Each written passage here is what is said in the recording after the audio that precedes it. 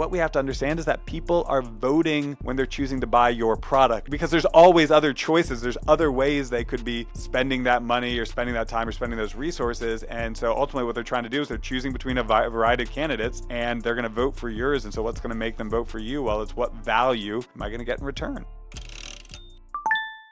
All right, welcome to ThoughtWave, where we discuss tips, tricks, and hacks for audience. Hold on. What are we hacking? What are you hacking? Are you a hack? Are you calling me a hack? You're not a hack, Aaron. You're never a hack. You're a great guy. I'm kind of a hack. You're a great guy. I don't know. We're talking like MacGyver style hacks. That's what this is about. MacGyver hacks. It feels kind of like we're appropriating like what developer slang. Like, look at me, I'm a coder, and I no, but we still do need to figure out how we're gonna open each of these episodes, because we haven't really figured that out yet. Okay, we'll get there. Just hacks. Let's put a question mark next to, in parentheses, our Google Doc where we discuss this stuff and say maybe hacks isn't the right word. Just throwing it out there. Fine. Go. Good idea. Ready? All right. Welcome to ThoughtWave, where we discuss tips, tricks, and hacks for audience builders, entrepreneurs, and people who just want to do things. I am Chris Leith, and I'm joined by Dr. Aaron Dinin. Dr. Dinin, what are we talking about today? What are we talking about? Well, it seems like we can't just ignore the big news in the room, which is of course the election. But but I want to ask you a different version of the question, because of course there's plenty of people punditing on the election, the politics, the implications, all that.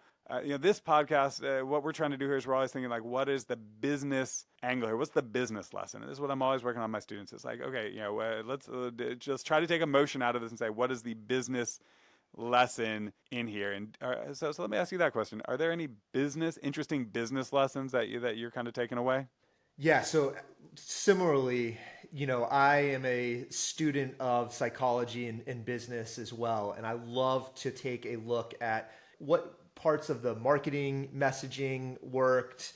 And I think if you look at the various campaigns, I think one thing that seemed to really work, and I coach all my clients and entrepreneurs on this, is to always first stay closest to the money. So the first thing you want to do is when you're thinking about messaging, when you're thinking about giving a sales pitch, is it's almost always the right thing to lead with what's closest to the money.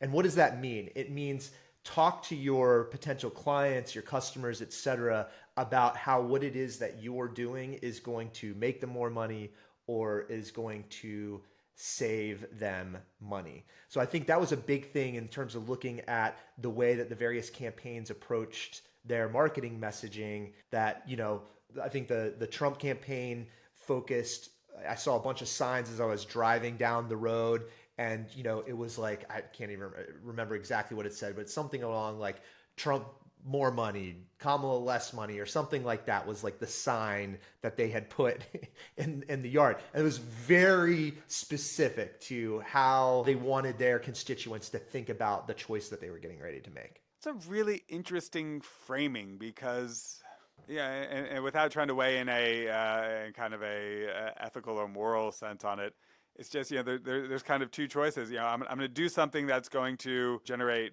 additional money for me. Let's replace the word money with value, right? So really what happens, we always talk about this with social media, is that, if you want to create successful content, you have to create content that creates value for people in some way. And really then it becomes a question of what are people prioritizing as the key value for them. And by the way, that's a moving target, right? It changes with what's going on in people's lives. And so, money is an obvious store of value, and there are other forms of value too. I remember when I voted here in Durham, there were a couple bonds on the ballot. And actually, I was just talking with a guy I go to the gym with every morning.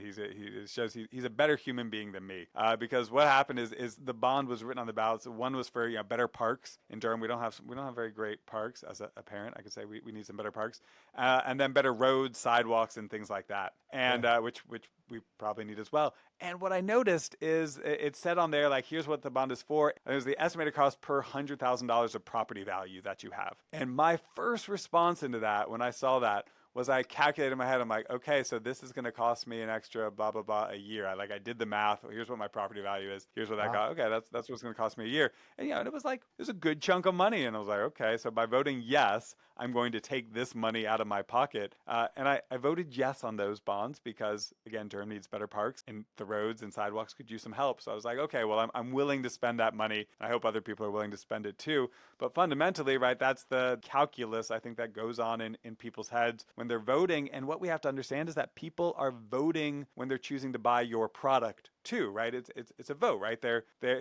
because there's always other choices. There's other ways they could be spending that money or spending that time or spending those resources. And so ultimately what they're trying to do is they're choosing between a variety of candidates and they're going to vote for yours. And so what's going to make them vote for you? Well, it's what value am I going to get in return? I think that's a really good point. And for me, as I think about this in my own business, it doesn't mean that you don't talk about all those wonderful, beautiful things that whatever it is that you're doing, if you have something that's going to improve the environment, it doesn't mean you shouldn't talk about those things. But if you can create a value argument first, and you can create an argument of how this isn't going to change their cost structure very much, or it's going to put more money in their pockets, or whatever that value argument is first, and then build the good feel good argument behind it that the environment's going to be cleaner, it's going to be a more beautiful place for you and your children. Those are important messages that shouldn't be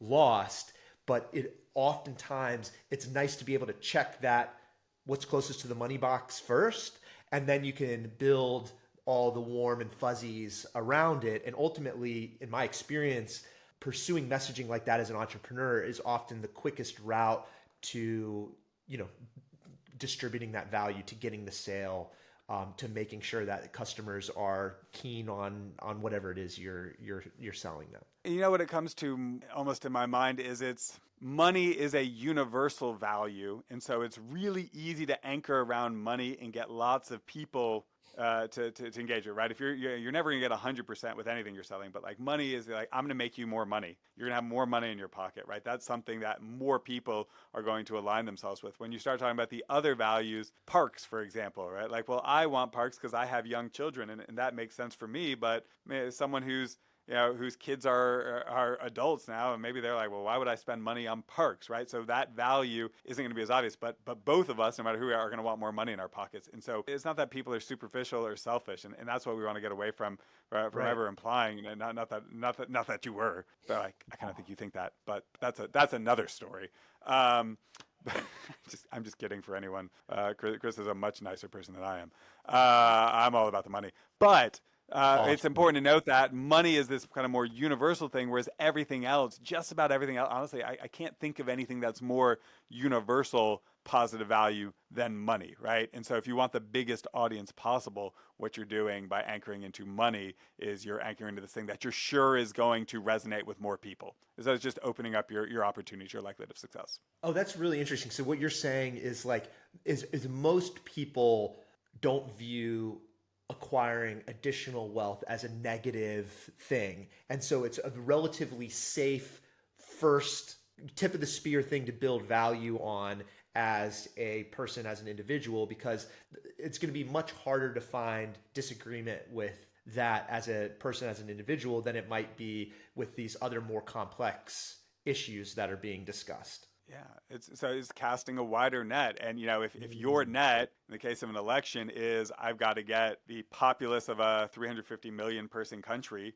the biggest net that I can be sure more people are going to want is money, right? The statistics tell me, the odds tell me that most people would be happy to hear I'm going to have more money in my pocket, whereas other things become contentious, right? Whether it's all the difficult topics that are out there, whether it's the abortion topic or Israel-Palestine conflict or Ukraine or like any of those things, right? There's just a lot of division in it, but like everyone on every side wants money, right? So it's kind of the more surefire thing, which is a way to think of it, I think. I think that's super interesting. And I think another thing that we can focus on here too is how to simplify messaging as clearly and as pointedly as possible. And one of the things that I run into with a lot of entrepreneurs is they start writing their mission statement. They start writing the marketing messaging for their product, and they're going into all the features, and they're using all of these corporate jargony words, and at the end of the day, you're like, hey,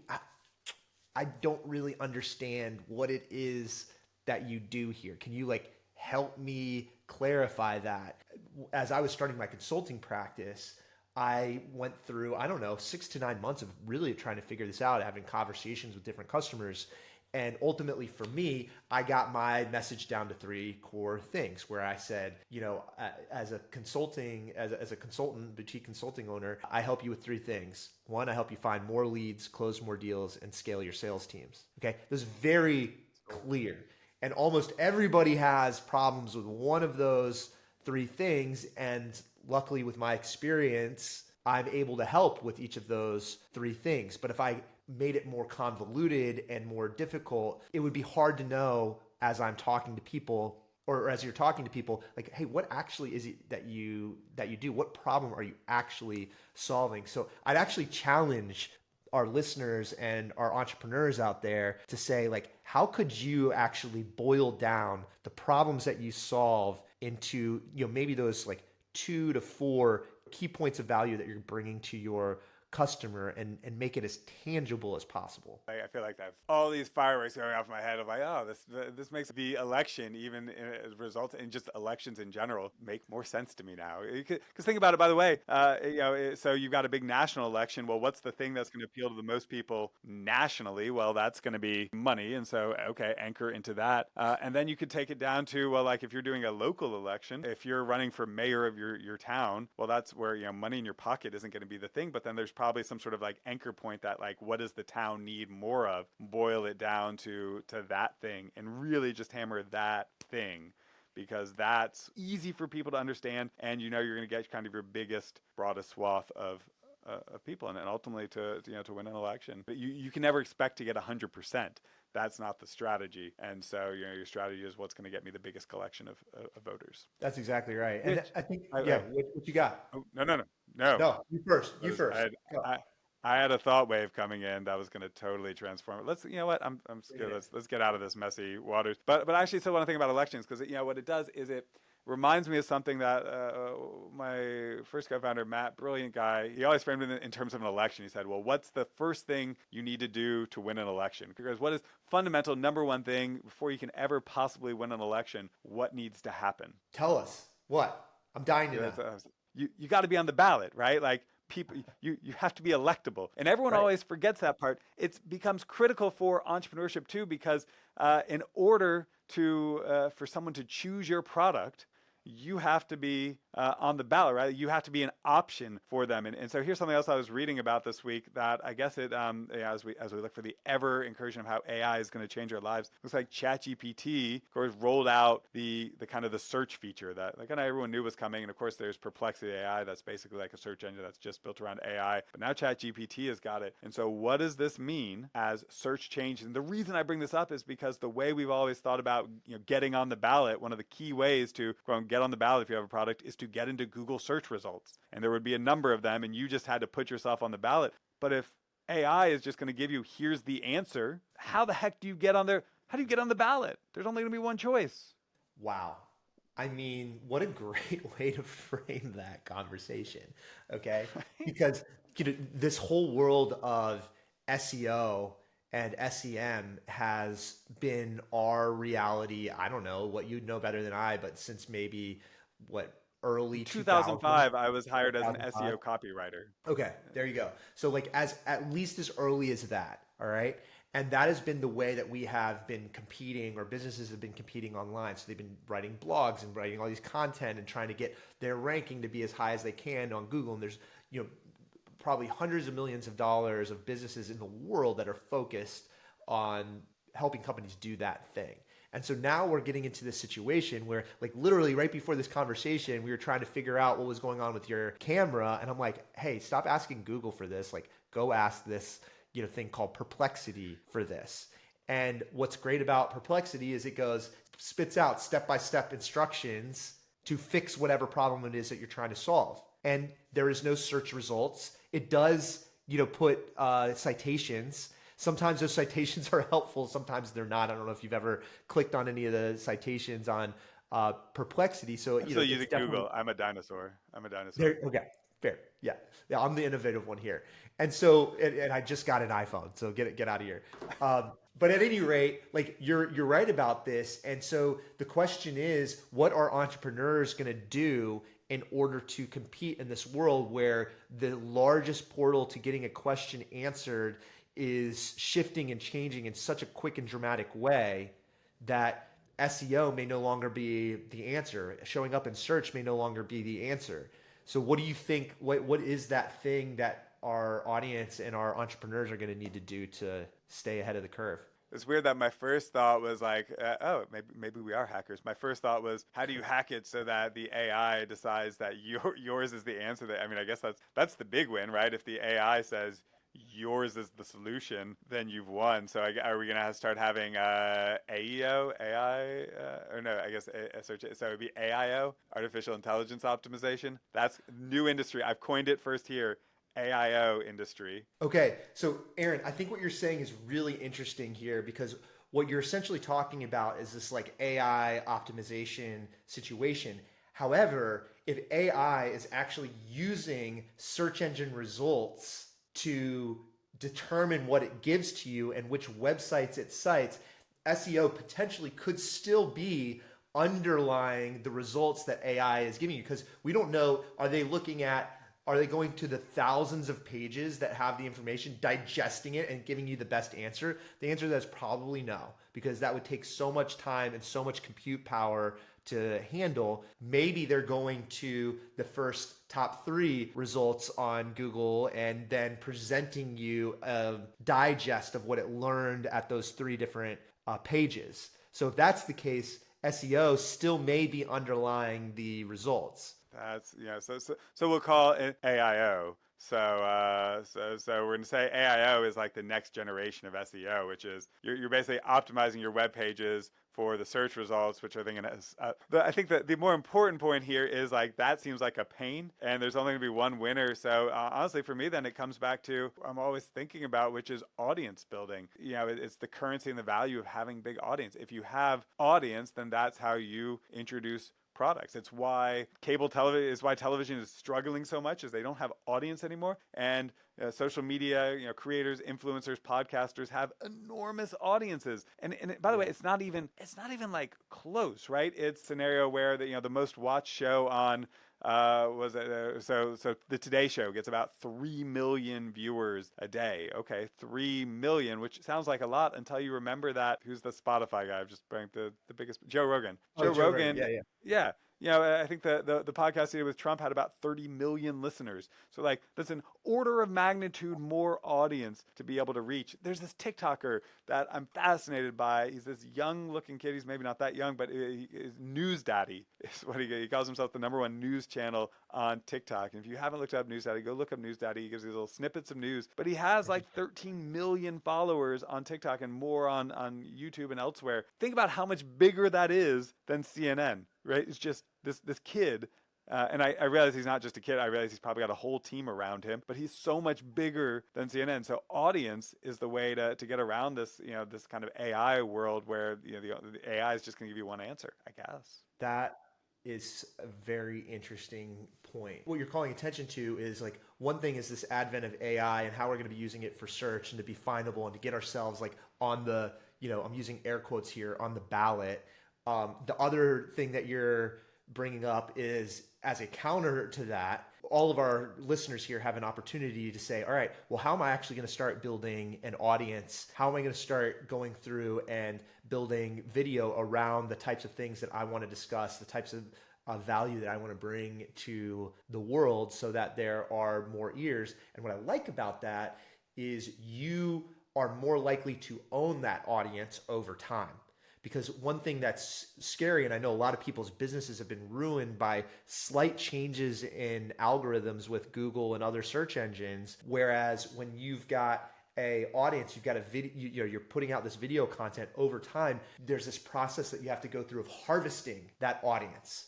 So you put out the video content, like News Daddy's putting out news. well, if anything ever happened to TikTok or anything like that, well, over time, hopefully, News Daddy is going through and getting people into a email list and is sending out the like news digest on a daily basis or whatever. So each of us as entrepreneurs out here are trying to think like, okay, well, if I go down this route of building this audience, whether it's through writing or video, etc., well, what else am I going to do in order to start harvesting those people into my own email banks and whatever else communities I want to use in order to generate value from them longer term. It's like a great reminder in general that relying on some other company to be always there and never changing is a bad idea. You don't want to rely on search engine always being a search engine and those algorithms always being the same. You don't want to rely on, oh, I've got a bunch of followers on Instagram and therefore that's always going to be my source. You should always be thinking, these are lead gen, these are top of the funnel, and I need to push these people. I like your word harvesting. See that, right? You're harvesting from that big kind of audience, that big platform. You're harvesting them into your personal bucket, your company's bucket, and that's the value. That's the gold. I like to compare it to mining gold. If you think about like gold mining, it's not like there's a mountain of gold. It's a mountain of dirt, and then there's gold nuggets in there. And you got like get your little pan. And you put dirt in, you sloosh it with the water, and that gets rid of the dirt, and then you find the gold nuggets. That's what you're doing. It's about value layers and pushing people through your funnel. And by the way, this is important. I mean, this might sound inefficient, but it's actually wildly important, is because the people who get to the bottom of that funnel, the people that you, maybe harvesting isn't a word because now I feel bad talking about like an audience like I'm harvesting you. So let's workshop that. Let's put another question mark in our Google Doc. Cultivating. How about that?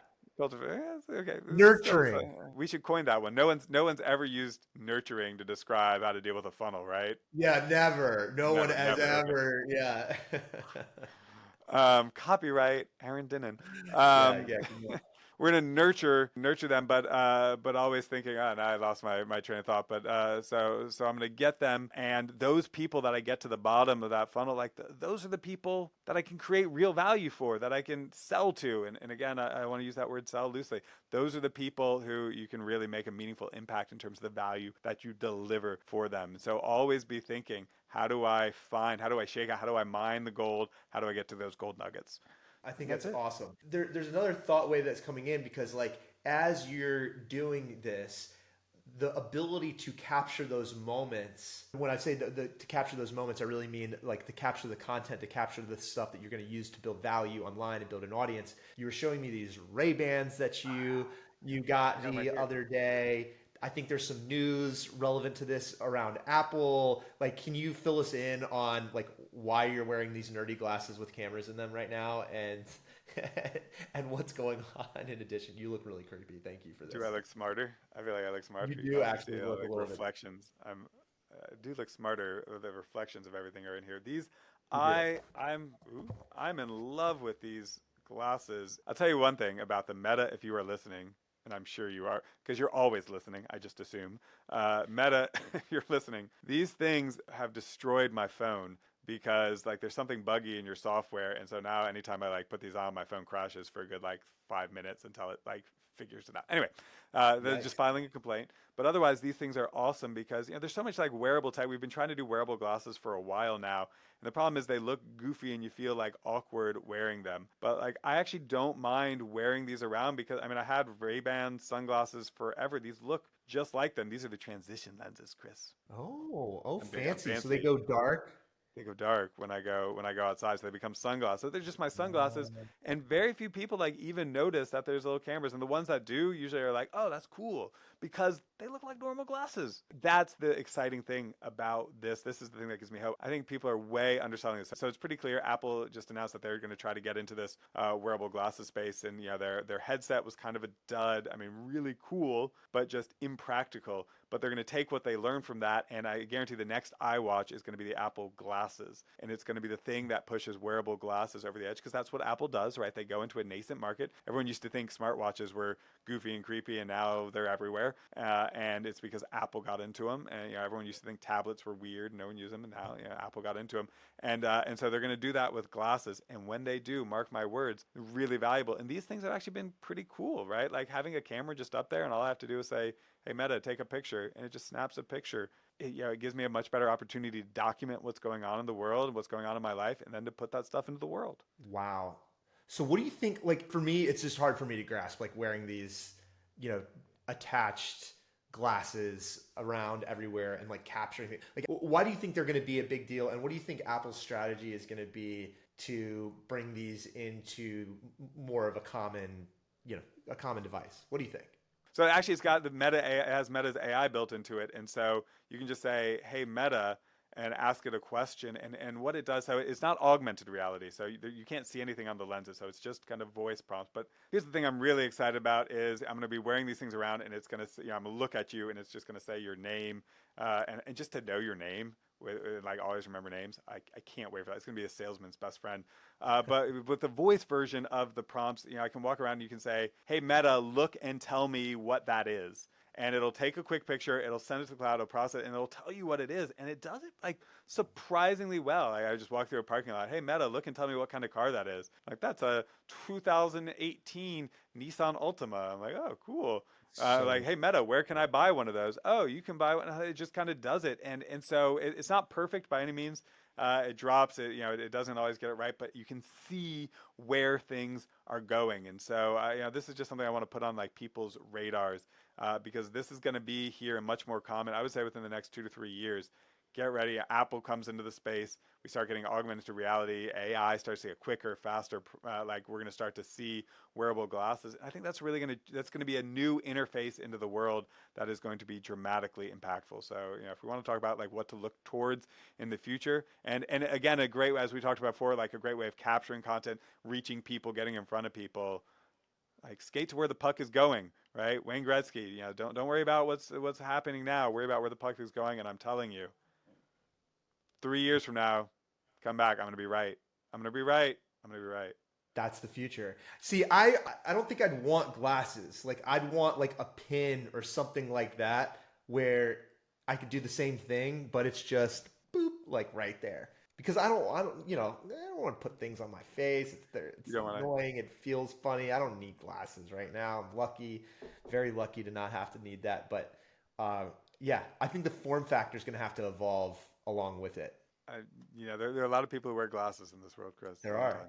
It's going to be like, did you watch the movie Her, where it was like the phone was in the pocket and the little camera was right there all the time? That's the one joke everyone makes. They're like, "Are you recording me right now?" Like, and everyone, when they know they got the glass on, they always say something snarky about the recording. And my answer is no, but don't worry. I'm sure Meta and Google and TikTok are recording you somewhere right now. They don't need my glasses to do it. 100%. It is not a coincidence that you talk about something and then you get served an ad for that thing. Absolutely not a coincidence at all. Well, this was a great conversation, Dr. D. I think we covered a lot of territory around marketing, messaging, the evolving nature of how you're going to be found online through AI, some exciting, technical developments and new toys that are coming out. And I think we've, hopefully people coming away with some good actionable thoughts, some more thought waves, if you will, about how they might change some of their marketing messaging or be more effective at business. I love it. Let's go. All right. This is the worst ending. This is the most ineffective, uncompelling. Just never subscribe. But subscribe, like, share, Please. Tell all your friends. That's how you're supposed to end a podcast, Chris. Do you not know? You always end by saying subscribe, like share, review, rate. Do cool things online. Tell your friends. Tell the AI. AI. Actually, here's what they need to do. They need to say how this podcast made them more money. That's what they need to talk about to their friends. So we're gonna have people who are like, I was listening to Chris and Dr. D, and they told me that I needed to stay closer to the money. So I changed my sales pitch to 1, 2, 3, and all of a sudden, like, my business grew 3x. If you're listening, do the things that we just talked about, and then come back and tell us how they helped you grow your business. Tell everyone. ThoughtWave made you more money. That's right. Awesome. All right. Have a great rest of your day. This has been Chris Light and Dr. Aaron Dinin. Thank you so much for listening, and do what we just said. Like, subscribe, follow us, share it. Help us out if we helped you. Thank you so much. See you next time.